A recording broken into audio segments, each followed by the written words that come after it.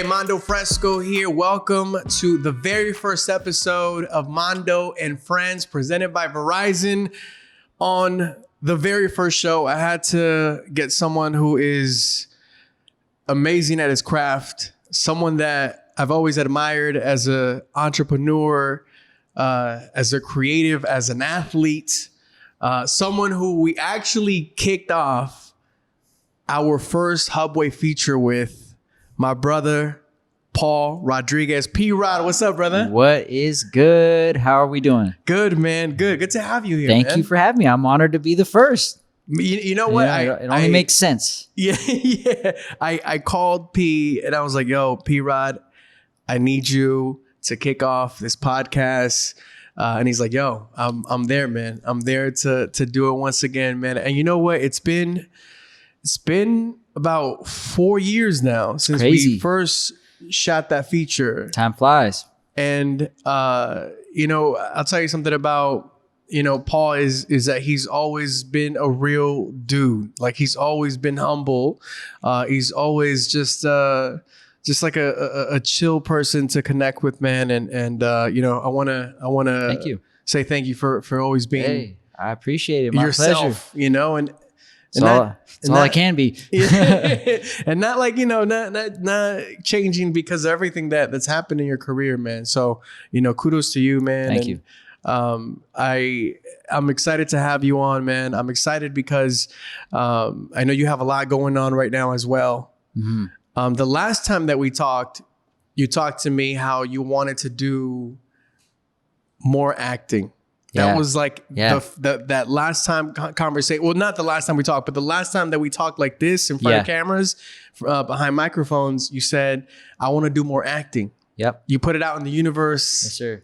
And now you've done it and you're doing it. Yeah. So we have this series, this Netflix series that it's already blowing up and it's not even out yet. Yeah. Please tell us all about it. I'm even saving the name for you to announce it. So I was fortunate enough to get a small role, but still a good role in Selena the series. And, us being Hispanic, that's a big deal for us. Yeah. She's an icon for us, for our culture. So to be able to get casted as one of the Dinos, be in the band was a big deal for me. I'm going to be in the first 5 episodes of season 1. So that was huge for me. But yeah, acting is a dream of mine. And as skateboarding slows down or however the course goes, acting is in a perfect world is my dream, is my next dream. Yeah. I just want to live my life fulfilling dreams. So that's my next dream, my next phase. So you tell me how that all came about. You got the call and tell me about like when you were on set. Did you have to sing or like lip sync or how'd that go? No, I play Roger Garcia, which was one of their original guitar players before Chris Perez. So I play the years that my character was in the band was, I believe, 86 to 90. Fortunately, I already do play guitar. Nice. I've been playing since I was like 9 years old. I don't play like a lot these days, but I started playing when I was 9. And then when I started skating, that's kind of where my attention went. So luckily I still have some guitar playing abilities, but yeah, we did a lot of performance scenes. We had band practice a few times a week. Wow. We shot in Rosarito Beach, Mexico at Baja Studios where they filmed Titanic. Wow. So that was an experience that I was so grateful to have. It's still so surreal, and they're still shooting right now. They're finishing up the last few episodes right now because I believe there's going to be either 2. They're going to break it up into 2 or 3 seasons, and so they're finishing up right now the rest of the main cast right now. And it was just an amazing opportunity, man. I was going out on auditions for the last few years. Just had an agent. Got sent out on auditions. I would just go out on audition after audition after audition, and I got a call for this one. Went out in the audition, didn't hear nothing for like 6 weeks, a month, whatever. I didn't think about it anymore. I just kept going on with my life. I got a call from my agent out the blue. Hey, they really liked you for Selena. They want to do a callback. They want you to come back and re-audition.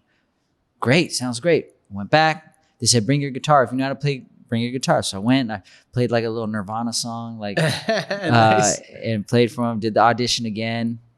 Again, I didn't hear anything for, I don't know, 3-4 more weeks. So I was like, maybe they gave it to somebody else, whatever. And all of a sudden my agent called me one night like, hey, they want you. They start shooting in 2 weeks in Mexico. Can you go? I was like, yeah, absolutely. I don't care what I got going on. Like you better believe I'll be there. So it was an amazing feeling. I felt like when I was a little kid skateboarding and I got my first sponsor, that same energy was just like, I'm running around the house just all excited. Just, you know what I mean? Like, like it was good. It was a great time. And I made a lot of new friends and I got to watch some really experienced actors do their thing and soak up a lot of game from them. And so I'm very excited for Selena the series coming out on Netflix December 4th. December 4th, man. I'm there. That's gonna be big and epic. Epic. Yeah. It's gonna be amazing. So I'm just grateful to have been a part of the process. Yeah, man. And the way that, when those series drop, people just like binge watch, man. Yeah, especially this one, man. Especially this one. It's Selena, babe. So what does your ideal like dream role or movie look like for you? Maybe like a cast. I like so one of my favorite actors is Johnny Depp. I like how versatile he is. I like how he can do action. He can do comedy. He can do all kinds of things like that. So I'd like to, that's big shoes to fill. So I'm not making any claims, but if I could be able to do some of the type of roles he's done, get a chance to really explore different type of characters and like really, try to open my acting game up. There's some actors who you know what to expect. You see them every time, you know what to expect from them. But like guys like Johnny Depp and those certain kind of actors, you don't know what to expect. Different roles, they can play anything from pirates to mobsters to. So I don't know. I just want to develop my all around skills. I'm still learning. I'm still a student. I'm still just going to classes and trying to develop who I am as an actor, and see where it takes me. That's really it. When it comes to acting chops, I know your pops is an actor himself. Yeah. Legendary comedian and actor Paul Rodriguez Sr. Is he giving you tips on that? He's giving me some, but actually I haven't really bonded with him about it. On that? Yeah, on the acting thing. Do you are you kind of like, I kind of want to do my own thing? Yeah, I'm kind of stubborn. I was like that always when I was a little kid too, because I remember when I was very young, he had his agents and managers when he was, in the height of his career. Like I would always be around his agents and managers, and they were always like, oh, he's so cute. We should send him out on auditions and do things like that. And like I did it, like I went, but then my mom would take me to these auditions, and I realized when I was a little kid, I was energetic, I was active, and I was sitting in the car driving to LA doing these auditions. I was like, I don't like this, Dad. I don't want to do this. I don't want to do this. Like, I wanted to go outside and get dirty and play with my friends. And as I got older and, luckily skateboarding started happening for me, I realized actually I like that better because, I don't want to have a career handed to me because, I'm the son of so-and-so or this or that, like, which is why I'm so grateful that I fell in love with skateboarding and it worked out for me because, like, there's nothing he could do to help my skateboarding career. Like, if you can't skate, you can't skate. You know what I mean? Yeah. So I'm very grateful in that sense. So also now that I've established myself in my own lane in skateboarding, now I'm, I can go back and be like, I want to do the acting thing now. I'm a grown man. I'm going to do it on my own terms, learn it, study it, go through the process just like everybody else. And I don't want any special favors. I want to learn it, do it, and make it happen. Your pops, Paul Rodriguez, people know him as a comedian. Do you ever see yourself as a comedic actor, like doing comedies and things like that? Or are you more of a like an acting junkie? You want to make like deeper, meaningful Oscar? Definitely. Is that what you have your mind on? Ever since I was a kid, if I had a dream, I dreamed to the top, to the highest level you could possibly go, right? Like within skateboarding, thank God, even though it's not as a big industry as, acting or something like that, like I was able to, like, I dreamt about like getting to the top. So of course, if I go into acting, my mentality, my thought process, the way I pursue it and attack it will be same, like, of course, who wouldn't want to like get to a point of winning an Oscar, right? Right. Mamba mentality, right? Exactly. So that's definitely the idea, but I would love, like I said, I would love to be versatile where I could do all that too, where I could do some comedic things. And actually, after, I've been studying it now 3.5 years, taking classes consistently. And so what I've learned is like, comedy is difficult. It's all about timing. It's all about being so present. I mean, acting in general is about being in the moment and present, but like the timing, when you try to be funny, it's not funny. Oh yeah. Like, you have to like, it's got to be genuine. Comedy comes through pain of the character and stuff like that. So that's difficult work. So it's easy for us as fans and audience member watching a comedy and like laughing like, oh, that Will Ferrell, he's so funny, but like it's not easy. Yeah. It's difficult. So yeah. When it comes to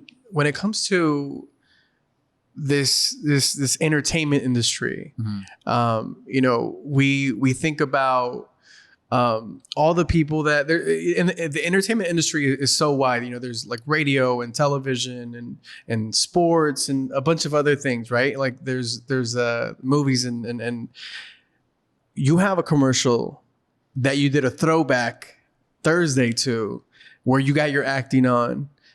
You had connections with a musician, which is Ice Cube, right? Kobe Bryant was in that as well. I know you recently posted that throwback. Talk to me in that throwback. By the way, you have you're riding in a car, with Ice Cube. And you said something along the lines of one of the best days of my life. Yeah. Talk to me about that day, man. It was definitely a good day. That day was, again, it's so surreal, like that was 2009. It was for my third Nike shoe. Ice Cube had like agreed to allow us to use the song, agreed to make the cameo.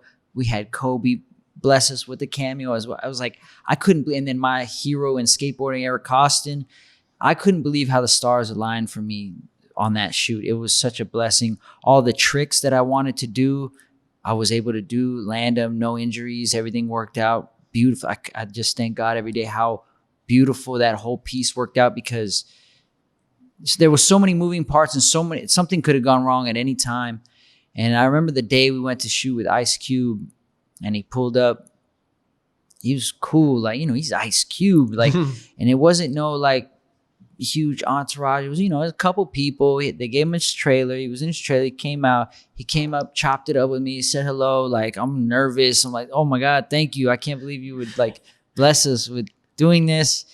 And they put us in the lowrider, for the last scene driving away. And I was so nervous. I didn't know what to say, but he's such a nice, chill, cool dude. He like, just talking to me. I remember him giving me advice like, yo, man, like, you got a lot of good things going on in your life right now. Keep your head on straight. There's going to be a lot of things coming at you, whether it's, women or people trying to finesse you, or, you're dealing with money now. Be smart with that. And like, he was really like giving me genuine, like, that's awesome, like advice. And I remember just like really like to this day, obviously like soaking that up. And he's gone through it all. Man. So to get that was advice, the most precious thing to me. Yeah. From Ice Cube. The advice. We're sitting in a lowrider in downtown LA. Ice Cube driving, and I'm in the passenger, and he's giving me advice like, dude, you can't write that. You can't write a script about, like, it's just, I can't believe that flipping a skateboard in my backyard as a kid brought that into my life. Yeah. It's crazy. When we say Verizon te da más, we mean it. La red más premiada ahora incluye Disney Plus, Hulu e ESPN Plus. Todos pueden tener lo que quieren sin pagar de más. Y todo desde $35 por línea. The network more people rely on te da más. Cámbiate a Verizon. Kobe being in that. Was that your first time meeting Kobe, or I had met Kobe a few times by then. Kobe was always cool. He was always fascinated with skateboarding. The first time I met him was at an event in LA with Serena, myself, and Kobe. And they bust in kids from local schools, and to meet us and hear us talk, and it was like kind of like a charity event to help inspire the youth and stuff. And I remember I was sitting in my little green room area that they gave me, and somebody comes in and said, "Hey, Kobe wants to say hi." Really? Yeah, come on. Oh, Kobe I went wants over to there. say Yeah, hi. yeah. I was like, "What?" Okay. So I get up. I'm nervous. I get awkward and nervous with my heroes, And he was sitting in a chair, like basically the same chair like this. I was the same height as him. He was in the chair. They were putting his makeup because he was about to go on stage and talk. And he was just like, "What's up, man? How you doing, man? I love the skateboarding." I was like, "Thank you, sir. Like, appreciate it. Hi, how's it going?" Like, "Oh my God." And he was just telling me like, "Yeah, one time I tried to skate, man. I bust my ass so hard, man.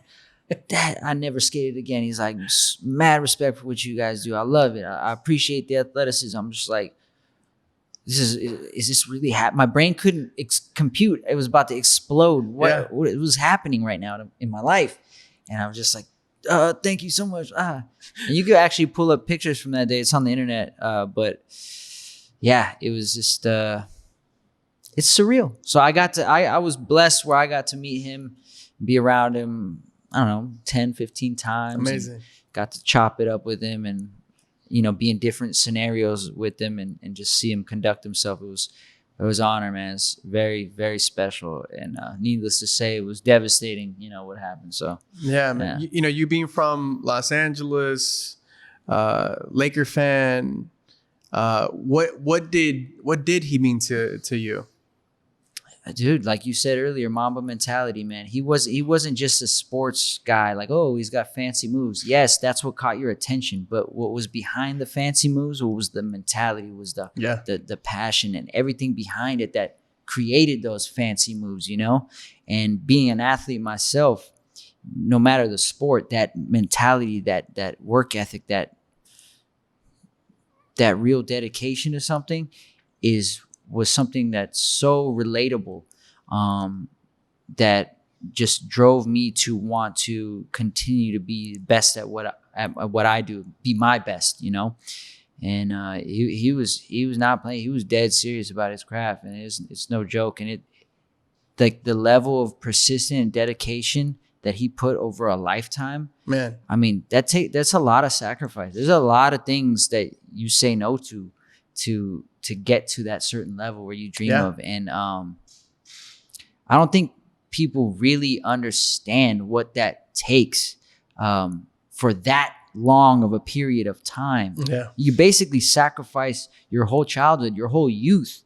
If you want to become a figure like a Kobe or a Jordan or anybody at the top of any sport, like, athletes have a window, right? Like they can't do it forever. Yeah. So they have to capitalize as much as they can while they're young. And the fortunate few who realize that youth is fleeting and they capitalize on every moment and dedicate themselves to that, like, they're not going to every house party as a kid. They're not doing all the regular social stuff that all your friends and everybody's doing. Yeah. They have a bigger vision. They were lucky to have a bigger vision earlier.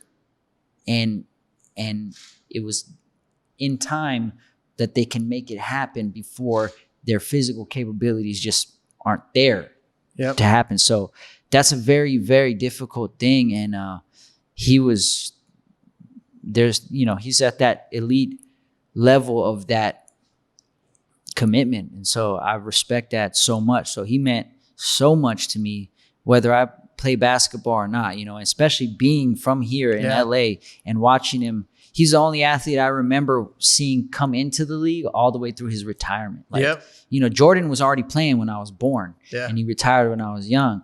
And so Kobe, I remember when he came in the league, that was the same year I started skating, and then and then all the way through he retired. So like, I cried when he retired. When he gave his retirement speech, I'm at home like crying. The Dear Basketball movie, I'm crying, and dude, and then when we heard about the news, dude, I couldn't. that whole first week, I was messed up, dude. I couldn't focus. I was tripping. It was crazy. Yeah. So his last game. Oh man, his last game, I enjoyed it like it was a finals game. Like every time he scored, like when he scored 60, I was like, oh, and, you know, it's like a sort of like a, you know, in a sense, like in the league, you know, sense, it wasn't really a big important game, but it was Kobe's last game. It was, yeah, it was, and huge. Yeah, that was memorable, man. I can get choked up, man. That really means a lot, you know. Yeah, man. I heard you talking about your heroes. I know one of your heroes is H to the O. Of course. H to the OV. Yeah. Hove. Have you met Hove yet? No, I have not. I'm sure it'll happen at some point, but yeah, he's definitely like my biggest inspiration, my biggest hero in life, you know, right now, who is alive, you know, like other than that, it's, you know, Bruce Lee, you know. Yeah, I know last time we talked, you were like, man, Hove, Jay-Z. That's my hero, yeah. Is just based on what he's created with his music. What's your favorite Jay-Z song? See, that's why he's my hero. Is like it's not about a song. I don't listen to him for entertainment. I listen to him for knowledge. You know, so it's a body of work. From Reasonable Doubt all the way till now, he's had a consistent message, and he's consistently evolved in the direction he told you he was going to do the whole time, and then some. And not only from like, you know, owning all his stuff, right, to, you know, getting the hottest chick in the game, wearing his chain.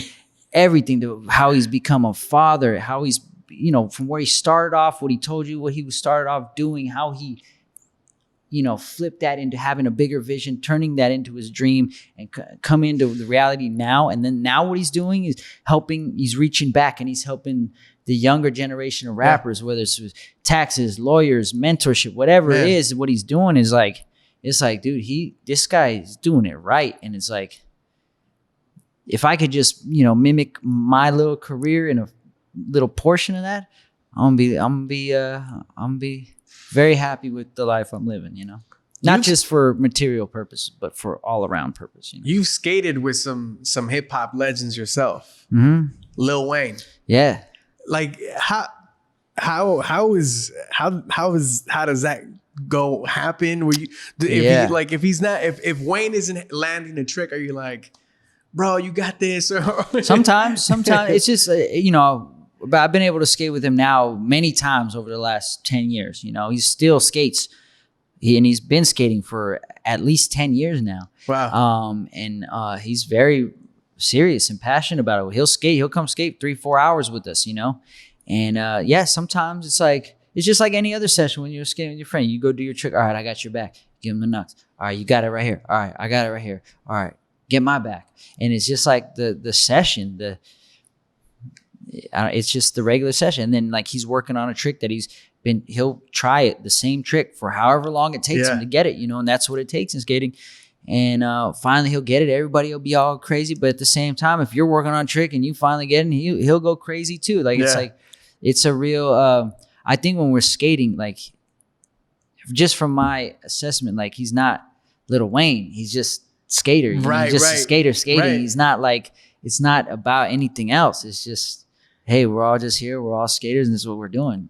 It's so surreal, especially when he's talking to you. Like he'll talk to you and you're like, man, that's the voice. I know that voice. That voice I've listened to this very voice, you know, so much. And then like, here it is, the real life voice talking to you. That's crazy. And you're like, wow, that's like, it's crazy. Like not only when if you meet somebody who's a hero of yours and like you see a famous person, but like the famous voice. Yeah. You know, like it's crazy. It's like, hey, P-Rod. Yeah. Just like, yeah. And you're just like, whoa, like that's amazing. I know, I can have my eyes closed. I know exactly who's talking. Yeah. You know what I mean? Yeah. That's such a crazy thing, man. Who would you say is the best skater that's a celebrity? Ooh. Wow.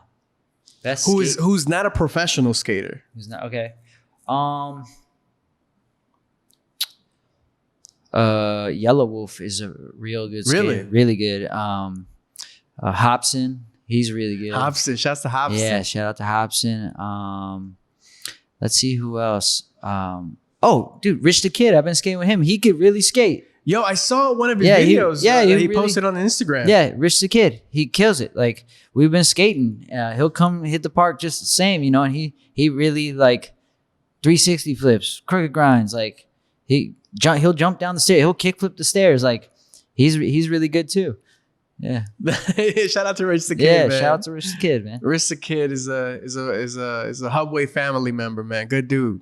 When it comes to you going out skateboarding, does Paul Rodriguez, P-Rod, still jump fences? Yeah, dude. You saw the video on my we were just talking about it a second. Yeah, I still jump fences, man. I'm in the streets. I'm a street skater. That's what I I'm do, out here. man. Yeah, it's like I still get tickets, you know. I still get kicked out by the cops, you know. We still get yelled at by ladies walking down the street, you know, like you know, we still sometimes we'll be skating like on the street, maybe under an apartment building, and they'll dump buckets of water down on us because we're making too much noise and they're annoying, you know, we're annoying them. So it's still, no matter what level skateboarder you are, you know, especially I'm a street skateboarder. That's how I really made it. So you have to be in the streets. Like, no matter who you are, like I'll be all these streets right here, these little back alleys, these little industrial buildings all around here. Yeah. Like, that's my playground. That's my office, you know? So like, I'm there. All the schools, everything. If there's a spot that we need to skate, whatever's in the way, we'll figure it out. Yeah. When we talked on the phone, you said your daughter was with you and she was skating. So she's picked up skating now. Yeah. Tell me about that. I'm so proud, man. My 11-year-old daughter, she recently, during the pandemic, she had her best friend staying with us at the house. And they just were like, hey, Dad, can you make us a skateboard? I almost watered up. Like, I've been waiting my whole life to hear this. I made them some skateboards. I took them out back. I taught them how to push and whatnot. And then she's just been sticking with it. Like, the street I live on is like on a slight little downhill. So she likes rolling down the hill, and she's just getting used to like learning how to control the board. She was skating today. Her new friend she made, it's her birthday, and they went skating at my boy Manny Santiago's backyard skate park. And they were skating, rolling around today. And so I'm excited that like her and her friends are like into it, because I think that'll help it to hopefully really catch on, really like stick. Because, you know, when your friends are into it, then like you guys will be like feeding off each other. So plus like this day and age, when you got kids on the phone all day long or on YouTube, you're like, come on, please just move your body a little bit today. Like, go do something, like be some kind of active. So I'm very, very happy about this. If she was to say, Dad, I want to do this professionally, what do you say? I'll encourage her. I'll, you know, okay, if this is what you want to do, like, you know, I want her to focus on, because here's what happened, you know, with me as a kid. Like, thankfully I fell in love with it so much that like when I was young and I started skateboarding, even when I found out it was a professional career, I knew that's what the goal was, but like I wasn't thinking about like, I want to get sponsored because I need to get free stuff. I just want the free stuff. Because then you're too focused just on the free stuff and the byproducts that come along with becoming a good skater. And you're not even thinking about the actual act of skating. You're just thinking about like, well, I just want whatever's going to give me success. You're not even thinking about the craft of what's getting you there. Yeah.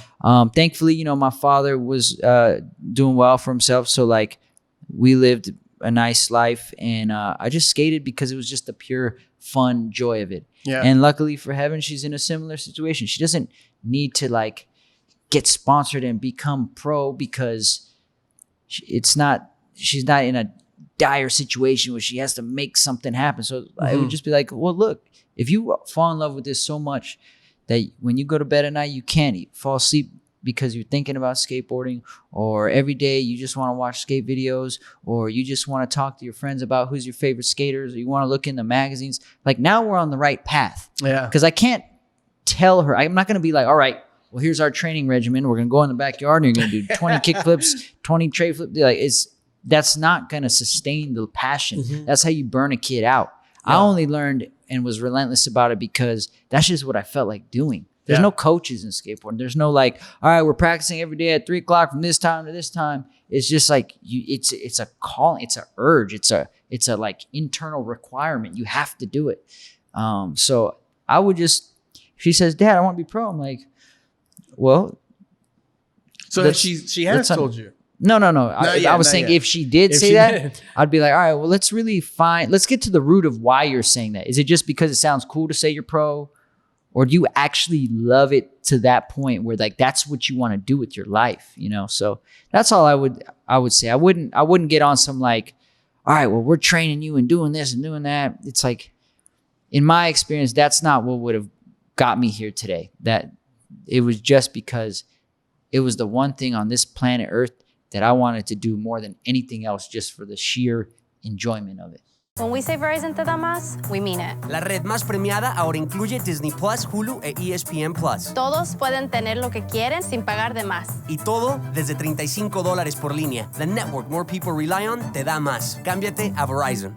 You know, I'm curious, as you know, you being a professional athlete, when I think about, you know, sports, like I play soccer, you know, I think about soccer, you do, you know, sprints, you know, when you do, I don't know, you do like suicides in basketball or something like what does a skateboarding, like exercising workout regimen, what does that look like?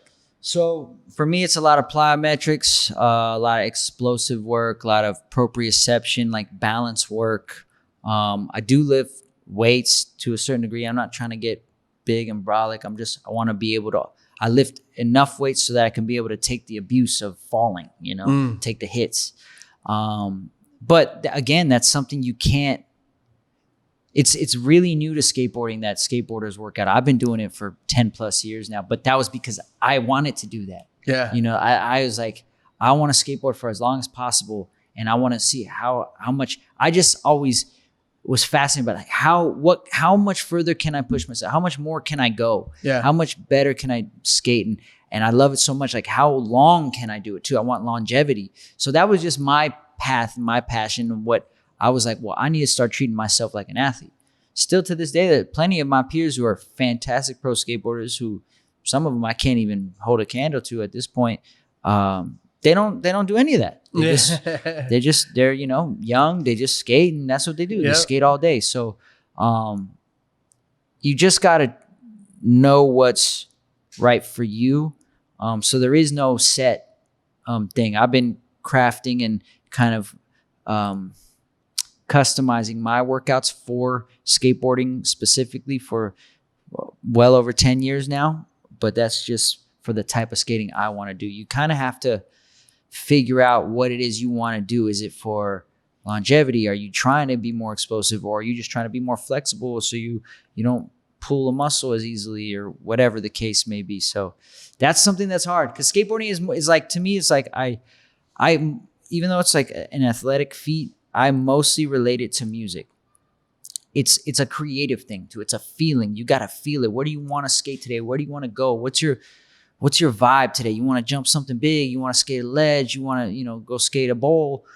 It's a vibe, and it's no like you try to squeeze it into a box and regiment it. It's like you're not like you know. I can't imagine Jay-Z is like, you know, okay, every morning I have to rhyme for, you know, 2.5 hours, and then after that I'm making beats for this, and it's just like you got to feel that, you know. So you got to feel what's right for you and how you want to do it. But I will say you can never go wrong taking care of your body.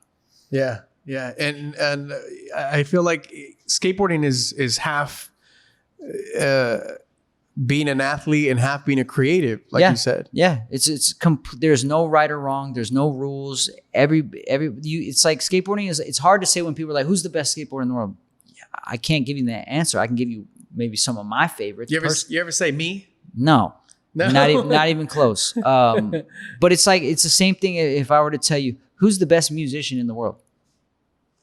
It's tough. How are you going to compare Beethoven to Bad Bunny? Right. It's all preference at that point, right? These right. are just they're both great in their own right, you know, and you can't really you can't compare me to a Tony Hawk. It's completely different. You know, we're completely different style of skaters, and it's just we do what we do very well, and you know, and it's all about what mood you're in. What do you feel like watching? Who do you like skating? The way they dress, their style, the way what they skate, their options, the trick selection. It's same thing with music, like subject matter, beat selection, whatever. It's funny to me to, you know, where I said, you know, when someone asks you who's the best skater in the world, and you said, when I said me, you're like, no, you were quick to say that because you're very modest and humble. Rightfully so. You are like a legend in the game, man. You're like a still young legend in the game. And but before you were who you are in the skating world, when you let's take it back a little bit to when you were growing up.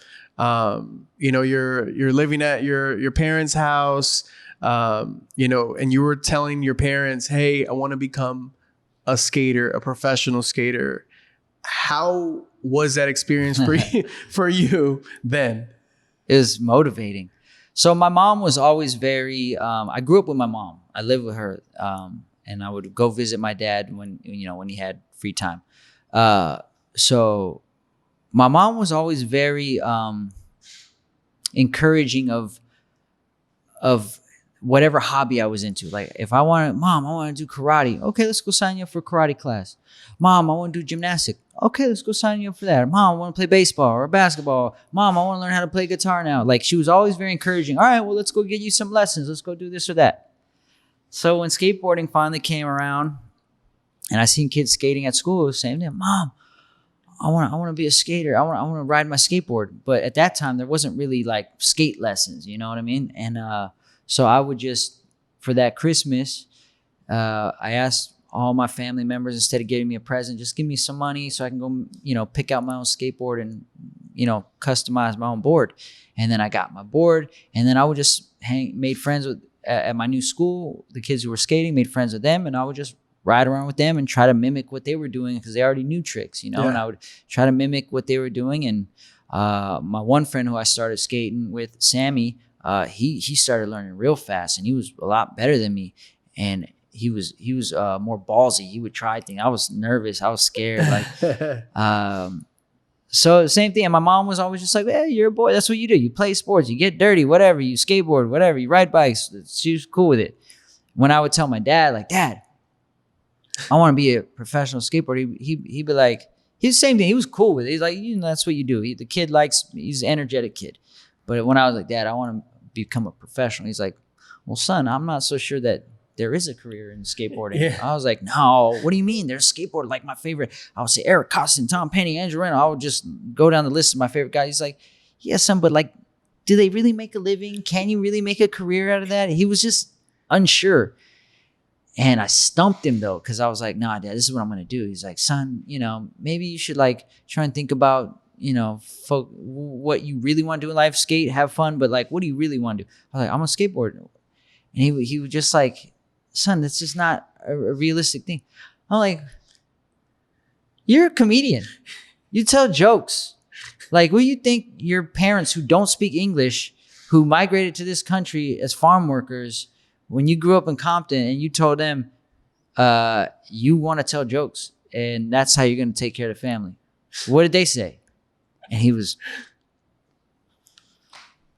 you know, you got me, kid. You got me. I don't know what to tell you. I don't know. I was like, well, then I'm going to skate. And that was that. Wow. You know what I mean? Like, that was my argument. I don't know how at 12, 13 years old, I really like understood that, but yeah, I did. Yeah, it was funny. But so he wasn't unsupportive. He was just like, don't, you know, waste all your time on a dead end road. So, but how was he to know? How was I supposed to know? So thank God I did. Yeah. I love asking that question to a fellow Latino because, it's not that our parents don't really support us. Sometimes they just don't understand what we want to do, and they obviously always want the safest, easiest route, Most secure. security. So I obviously have a lot of creative friends, a lot of, that have decided to take the non-traditional route. So I always find it very motivating, very inspiring to hear everyone's story like this, man. So I want to talk to you about what is next for you. I know you just got back from an injury. You're back in the game. You're telling me that you're super focused on skating. You're even more motivated coming out of the injury. Yeah. Skating aside, what do you see yourself doing here? And not even like, I'm not gonna tell you 5-10 years. Like, what do you see yourself doing in the next like year or two? I can't answer that with skating put aside. That's what it is right now. Like I came off a knee injury. I had surgery, ACL, meniscus, everything surgery. My love and passion and fire was rekindled during that healing process. And I got a lot of interesting things cooking up right now, and I'm preparing for some things that I'm not fully gonna talk about just yet, but just know it all involves being very focused on skateboarding. And I got a lot left to give in skateboarding, just for my personal desire. So really, like, I'm kind of a one-track mind. Like, what I'm focused on is what I'm focused on, and everything else kind of suffers. Whether that's a good thing or a bad thing, I don't know, but that's just the way I operate. Tunnel vision, like blinders on. Yeah. So that's what it is. I couldn't tell you about the next 12, 24 months without skateboarding in it, because God willing, unless another injury or some unforeseen circumstance happened that's out of my control, it will be skateboarding. And it's crazy. Not that I hear you say you don't know what you're gonna do for the next 12, 24 months. If 2020 has taught us anything, you don't know what you're doing from today to tomorrow. Promised. Yeah, for 12 to 24 hours from now, you don't know what's going on. When we say Verizon te da más, we mean it. La red más premiada ahora incluye Disney Plus, Hulu e ESPN Plus. Todos pueden tener lo que quieren sin pagar de más. Y todo desde $35 por línea. The network more people rely on te da más. Cámbiate a Verizon. So tell me about your experience, throughout this pandemic, man, that we've all, have found very challenging. How has this experience been for you? What have you learned from the last, 5-6 months? So, as the world in general, right, it's been a hard time for all of us, right? Not only just the pandemic, but like, look at the influential people we've been losing. Yeah. Up to Eddie Van Halen just yesterday or 2 days ago. It's been a year that just hasn't stopped, and outside of that, right? Like if you're talking about the big picture, it's been really harsh. But if I'm just focusing down on my little own personal bubble, personal world, I feel guilty sometimes because I feel it's been great. My life has changed drastically over the 6 months for the better, mentally, physically, where I'm at, on my skateboard. Like just during the pandemic is when my knees started feeling good, and I just started getting back my skating. And now I'm feeling like I'm really approaching being fully back and fully firing on full cylinders. So I got new people in my life. Good. New people. There's some people not in my life. Yeah. And so I don't know the pandemic, being into it really caused me to realize that life is short, life is fleeting. Live your dreams, live the life you want to live, right? Like at the end of the day, we all end up back in the dirt, right? So what's the point of playing it safe? What's the point of doing, like we were talking about, the traditional route? What's the point of like working, 75 years to retire and, whatever? Like, I'm not saying there's nothing wrong with that. So I'm not knocking that, but I'm saying like, don't forget that like this ends, right? Yeah. Like, it doesn't go on forever. And like, don't forget that like you're allowed to be happy, right? Like, wouldn't you want to live a life like that's happy? That's just Nice. my thought Yeah. process. Like, I just want to be happy. Whether it's involving, you know, fame and fortune, that stuff's cool. Yeah. Right. But like, if you're not already happy underneath that before that, when you get that stuff, it's only going to make you a more magnified version of what you are. Right. So if you're already a depressed or dark or negative person and somehow you stumble into success and fame and fortune, like, you're going to find very soon that you're going to be even more depressed within that, more lonely, more whatever.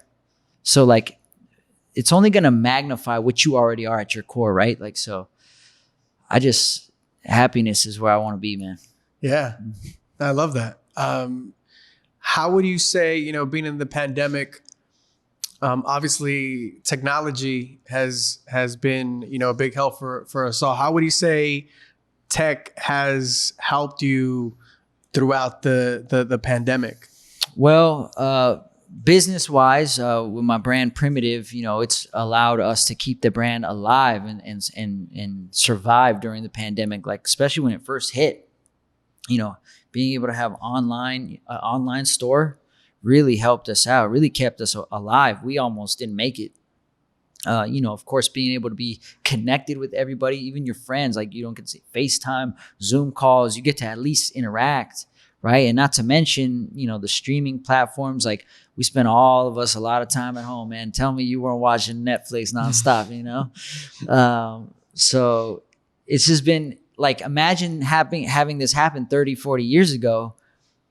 And I don't know. Maybe it's because we're so accustomed now to technology. Maybe our brains aren't used to that. Maybe 30, 40 years ago, they would have been fine because they're not used to having this kind of technology now. But I don't know. I think we're very lucky, like, you know, being able to keep the world moving, keep business going, and being able to move quick and adapt and evolve to what's happening in real time, you know? So I think technology has been very helpful for that. And on top of that, like, it's helped me, you know, still keep my sanity, right? Like, I was doing a lot of meditations. You know, I would go online, get a meditation, sit there and meditate and listen to it in my headphones, or, you know, different prayers, or watch interviews of people who inspire me. It's whatever you want to do with it. So we're very lucky. When you meditate, is it like, what is it, like Guided. like mindfulness, or like, yeah, like, It depends. It really depends on what the mood is. Sometimes I'll just meditate in silence without headphones or nothing. I'll just try and just quiet my mind and just breathe. Sometimes it'll be a guided meditation. yeah, Sometimes it will be mindfulness. Sometimes it will be prosperity. Sometimes it'll be to help me go to sleep. You know, like, just, that's the beauty of it. Is so many. So there's no one. you know what, man, I love that, because, you know, in the Latinx world, we don't talk about meditation or mindfulness enough. Right. Even therapy. Like, I'm a therapy advocate, you know, and you know, and in our culture, it's often like brushed off, or it's, you know, if I was to tell my pops, hey dad, you should do therapy, he'd be like, yo no estoy loco. You know? Dude, same here, man. You're preaching to the choir. It's that machismo, bro. It's that they come from a different generation where they like my dad won't go to the damn chiropractor. I remember some years back, his assistant had called me like, you gotta come, your dad, he's stuck on the couch, his back is killing him, and he's got to do some shows pretty soon, and he won't listen to me. Like, he needs to go to the doctor. He'll listen to you. And I go, Dad, what's going on? I'll be fine. I'll lay here for a couple of days. I'll be fine. I'm like, Dad, I get hurt for a living. Like, I got a guy. He'll take care of your back. Come. Nah, I don't want to do that. And you're like, come on. Like, just, what's the problem? Like, I don't know where the mental block is, or like, you know, but whatever. It's cool. It's fine. And, it's kind of funny too in that sense, but I don't know. I'm just at a place where, like, I try not to have any preconceived boundaries or barriers. It's like, it's 2020, man. Like, just be free. Yeah. No. You know, I think it's important for, you know, people like us to to talk about it, Right. because you Sure. know it kind of removes the stigma of all of these things that we just talked about. And I think it's important for us to do it. It's important for us to talk about it. It's important for us to say if we do it. You know, like I do therapy. I've done my fair share, plenty of therapy. Yeah. Mental health is important, you know, of course. and part of meditating and mindfulness, it has a lot to do with your mental health. It's just as important as your physical health. I mean, health, that's the one thing that if you don't have it, nothing else, everything else is rendered useless, right? Like if you're not healthy, nothing else, if you're not healthy, you're dead, right? So like, so anything we enjoy in life becomes useless if you don't take care of the one thing that allows you to use this instrument that we're in, this bodies that we are encapsulated in, to allow us to experience this reality. Like if you're not healthy and alive, then you can't experience the joy of life. That's the one thing that shouldn't be overlooked. What would you say to someone that is maybe, you know, at the moment, not someone who is like, you know, like our age, someone who's you know, a fan, you know, someone who's, you know, a millennial and is still has a stigma. What would you say to them to kind of like open up to do things like that, like therapy and mindfulness and you said meditation? Yeah, I would say just personal, and I'm not preaching or being preachy. I believe in God, right? So I would say first and foremost, pray on it. Ask for guidance. Ask for, you know, whether you pray every day or you don't. Like some people, maybe they pray on autopilot and they just say the same thing and they're not actually really putting their real soul into the prayer. Yeah. Sit down, clear your mind, put your soul into a prayer, ask God to guide you. God, whatever it is in life, God, I feel lost right now. I feel confused. I don't know what to do in my life. Please just guide me, direct me. Boom. And if you go with the open mind, you might be surprised at the results. I know I have in my life. That's personal experience. So for me, first and foremost, whenever I hit a certain awkward time, that's it. I get down and I pray. That's it. I love that, man. That's a beautiful thing. Lastly, holidays are around the corner. Do you have some traditions that you practice, that you do, you know, at home during Christmas time? Do you get down with the tamales at the crib? Like, I wish. No, unfortunately, man, I don't have a specific tradition. It's either we go to my grandma's house or some years we do it at my house. This year, I don't know, depending on who in my family, like where they're at as far as they're concerned about being close to people or social distancing, not, like depending what happens between now and Christmas and where we're at socially. I don't know. That's very interesting to see what's going on. And also, I feel like it's crazy to me because it doesn't feel like Halloween and Thanksgiving and Christmas are like right here, because I feel like we've just been in one long month of when this started in March. I just feel like it's still just one long March. So I feel like, wait, it's our holidays? Whoa, this is crazy. So someone said it seems like it feels like the longest, shortest year. Yeah, I totally agree with that because it's already coming to an end. But yet, sitting at home and being put on the silence for so long makes you feel like this is one long day that hasn't ended. Like, yeah, I agree with that. Well, brother, I appreciate you coming by. I got much love and respect for you, man. I'm excited for everything that you got coming. I'm definitely gonna be binge watching Selena when it drops on Netflix. December That's right. 4th. December 4th, Jay-Z's birthday. Jay-Z's birthday. There you go. There it is. Mm-hmm. Thank you, brother, once again for coming by, man. Oh, I appreciate that. And one thing before we leave, I brought a little gift for you. Oh, I like gifts, how man. we're coming up soon to a Day of the Dead and whatnot. I've recently partnered with a tequila brand, Tequila Comisario, right here. And we are releasing a signature Paul Rodriguez bottle. So I brought you one. There's only going to be 4,000 of these released. So I brought you one. You can celebrate. Thank you, really. Let's do. We'll go around the- here. the social distancing. Thank you. But you know, I love that. that's tequila. our Blanco tequila. Yeah. Comisario. And so this is the P-Rod, Paul Rodriguez Signature bottle. signature When bottle. we're gonna announce the rollout of my partnership with them, and this will be the bottle we're gonna do it with. So I'm very excited. It's a very fun project, and yeah, I love can't that, wait brother. for everybody to try it. It's top shelf. Thank you, man. Thank Thank you, man. you. Here we go. Let's do this to the glass there. Bam. There you go. Appreciate you. P-Rod, thank you once again for coming by. And thank you so much for watching. This is Mando and Friends presented by Verizon.